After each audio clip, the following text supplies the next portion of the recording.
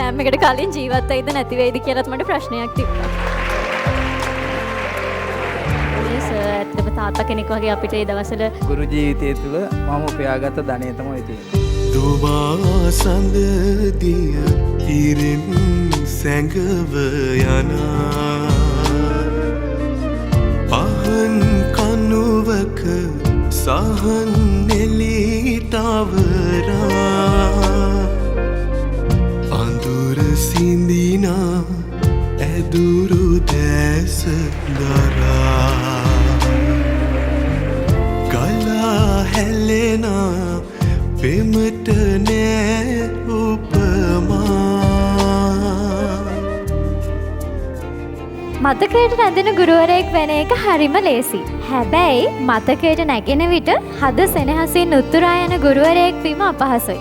ඉතින් තුෂාර සර් කියන්නේ ගුරුවරයෙක් වගේම ළමයින්ගේ හදවත්වල ඉඩක් ගත්ත ගුරුවරයෙක්. ඉතින් මේ ආදරය මේ මතකය තුෂාර සර් වෙනුවෙන්. සුවඳ මල් මැද මැලි වෙනා මිලින කැකුළුත් පුබුදලා ඔයාලා වගේම මේ ක්ලාස් එකේ මේ විදිහට මෙතන වාඩි වෙලා ඉඳලා කැම්පස් ගියපු අයියලා අක්කලා ටිකක් තමයි මෙතන ඉන්නේ. තුෂාර සර්ගේ පරණම ගෝලයෝ ටිකක් එක්ක දැන් අලුතෙන්ම ෆස්ට් ඉයර් බැච් එකට ගියපු කට්ටිය වෙනකන් මෙතන ඉන්නේ කොහොම ටික දෙනයි. තව ගොඩක් ඉන්නවා. අද ටික දෙනෙක් ඇවිල්ලා ඉන්නවා මෙතනට.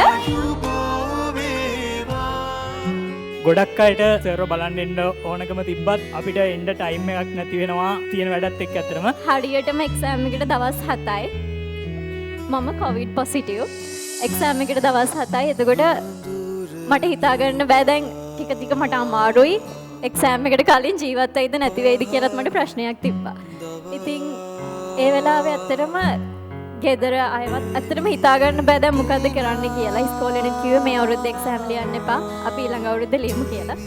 ඉතින් එහෙම ඉන්නකොට තමයි සර් කතා කරලා සර් හැමදාම කතා කරනවා කොහොමද කියලා බලනවා පුතා කොහොම හරි අපි එක්සෑම් එක ලියමු කියලා. මගේ මයින්ඩ් එක හැදුවේ සර්.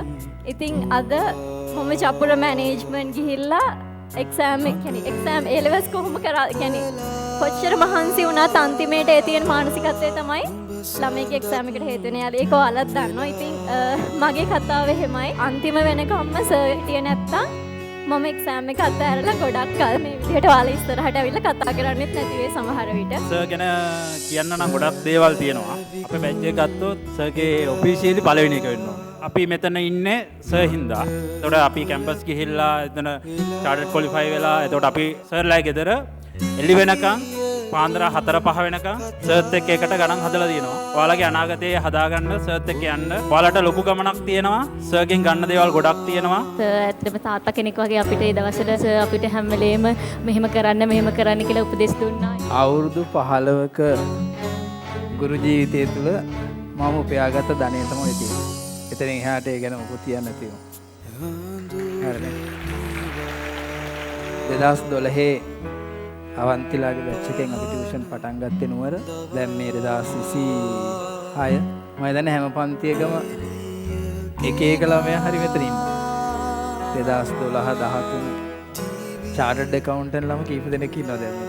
උපාධිධාරීන් ඊගාවට දැන් උපාධිය අවසන් කරපු අය උපාධි පළවෙනි අවුරුද්ද දෙවෙනි අවුරුද්ද කියන්නේ මුළු කාලයේම එක මේ අධ්‍යයන නියෝජනය සංවිධානය කරපු අක්කලා දෙන්නට මුලින්ම අද හොඳටම බැන්නේ.